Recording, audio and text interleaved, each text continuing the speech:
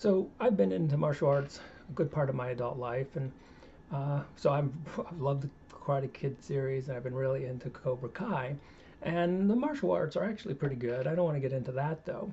I thought it'd be more fun actually to do a video on the philosophy, and it's a very interesting thing to take complex philosophers, people like Nietzsche, and kind of weave it into a popular series. And I think I don't know if it was conscious or unconscious, but that seems the parallels seem to be more than just coincidence.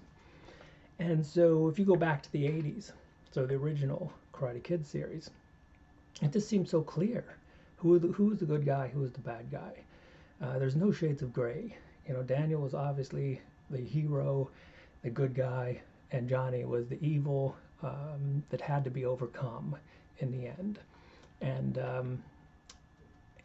and they never even messed with that very much. It just seemed really obvious to the audience. And the cool thing about Cobra Kai is that they went in and gave you the backstory. And what you realize is that actually there's all kinds of shades of gray. Daniel was not really always such the good guy that he appeared to be. Well, they did play with that a little bit, him in his shadow in I think the third one. But I think the more obvious side is that Johnny was not at all the evil villain that the audience kind of easily categorized him as. And that's one of the things that Nietzsche played with in Beyond Good and Evil. See, he started off criticizing philosophers because, well, philosophers are just complex, more sophisticated versions of ordinary people. We all get caught up in the zeitgeist, the spirit of the times. We're like that fish in the ocean, doesn't even see the ocean. And in that same sense, we're in a culture with certain ways of thinking and certain dogmas and things that are taken, assumptions and prejudices that are just taken for granted. And Nietzsche's criticism of so many philosophers is that they do the same thing.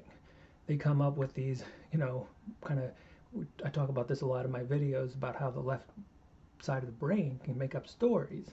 Well, we all do this, but philosophers do it kind of, in a very exaggerated, sophisticated version. So you can kind of see that, and like the first original Karate Kid series was all about being, just they were caught up, so submerged in these societally created identities and definitions of good and evil, no one questioned it. And the cool thing about Cobra Kai is it goes beyond that. It's going beyond. It's like going beyond good and evil, what Nietzsche would have called the free spirit, the one who's immune or has broken down all the societal constraints and questions absolutely everything. And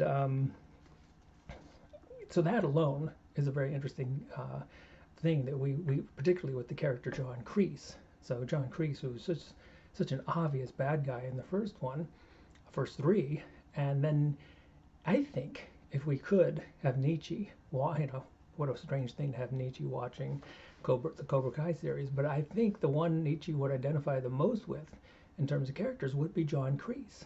John Kreese would be the free spirit because has no interest in and out groups. He can switch these very, very quickly. So I think twice in the third series, or the third season, they use this expression, the enemy of my enemy is my friend. And it's that ability to quickly reorganize in and out groups for survival. Because that's the only thing Kreese is really interested in. He just wants to survive. And so this idea of group identification is just a means to an end. But you can still see Johnny and Daniel, they can still see them struggling through series 3. They're continuously questioning, like trying to remind themselves, kind of rationalizing, no, I'm the good guy, right? So they're kind of still kind of caught up. Like they're just starting to question, like, the ocean that they're submerged in. And yet Kreese seems to be far beyond any of that.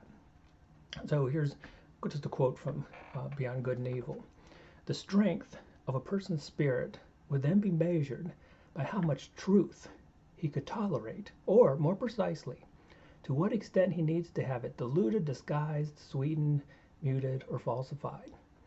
Which is really another way of saying how much do we have to kind of BS ourselves that we are the good guy, we're the bad guy, versus how true can we be to our passions.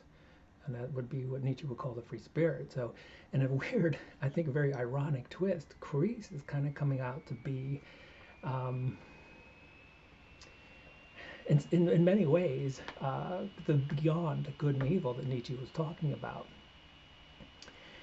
So that's the thing. Nietzsche was talking about going beyond shades of gray, and then that brings so many interesting moral issues. Is it all shades of gray?